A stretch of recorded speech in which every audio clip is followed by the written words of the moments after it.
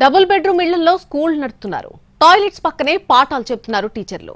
6 బయటే కిచెన్. పిల్లలు ఎండలో భోజనం చేయాల్సిన పరిస్థితి. ఇంతకీ ఈ స్కూల్స్ అసలు ఎక్కడున్నాయి? సదుపాయాలు కల్పించడంలో అధికారులు ఎందుకు విఫలమవుతున్నారు? ఇదిగో ఇవే డబుల్ బెడ్రూమ్ స్కూళ్లు.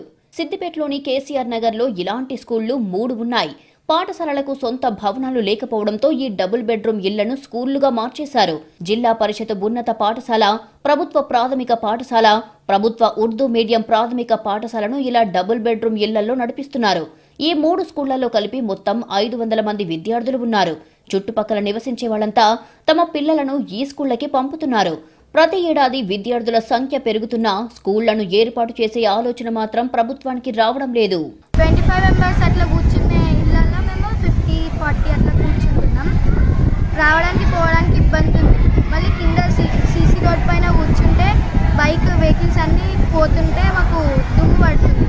వర్షం పడ్డప్పుడు కూడా లోపలికి పోతుంటే క్లాస్లలోకి వచ్చి కూర్చుందామంటే కరెంటు పోయి మాకేం కనిపిస్తలేదు. వాష్రూమ్స్ కూడా లేవు, గర్ల్స్కి చాలా ఇబ్బంది అవుతుంది.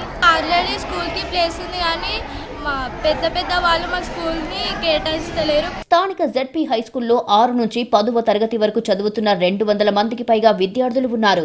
దీంతో 8 డబుల్ బెడ్రూమ్ ఇళ్లలో ఈ స్కూళ్లను నడిపిస్తున్నారు అధికారులు. ఇంటికొకటిగా ఉన్న వాష్రూమ్లను విద్యార్థినులు ఉపయోగించుకుంటున్నారు. బాలురు మాత్రం 6 బయటకు వెళ్తున్నారు. కిచెన్ కోసం ఓ రేకుల షెడ్డుని నిర్మించారు. ఇక్కడి ప్రైమరీ స్కూల్లో 200 మంది వరకు విద్యార్థులు ఉన్నారు. అది కూడా డబుల్ బెడ్రూమ్ ఇళ్లలోనే నడుస్తోంది. ఉర్దూ మీడియం ప్రభుత్వ ప్రాథమిక పాఠశాలను ఒక డబుల్ బెడ్రూమ్ ఇంట్లో ఏర్పాటు చేశారు. ఇక్కడ దాదాపు 50 మంది చిన్నారులు చదువుకుంటున్నారు. గదుల్లోనే టాయిలెట్లు ఉండగా వాటి నిర్వహణ సక్రమంగా లేదు. దీంతో విద్యార్థులు, టీచర్లు ఇబ్బంది పడుతున్నారు. నేను 6th క్లాస్గా జాయిన్ అయినా. 5 years నుంచి స్కూల్ బిల్డింగ్ కట్టిస్తా అని కట్టియాలి, ఎవరు కట్టియాలి. పెద్దోళ్ళు ఎంతమంది వచ్చారో చూసిరు, వెళ్ళారు, ఎన్ని వీడియోలు తీసుకురు, పోయారు. అలా గ్రౌండ్ గుతం ఉంది. మాకు గ్రౌండ్ ఉంటే గుతం కన్స్ట్రక్షన్ ఇప్పటివరకు గుతం స్టార్ట్ చేయలేదు. ఇంకా మాకు తినడానికి గుతం ఫెసిలిటీస్ లేవు. కానీ బాయ్స్కి టాయిలెట్స్ లేవు. ఇప్పుడు పోవాలన్నా 1/2 kilometer దూరం వెళ్ళాలి. మేమైతే ఎండలో కూర్చోవాల్సి వస్తుంది.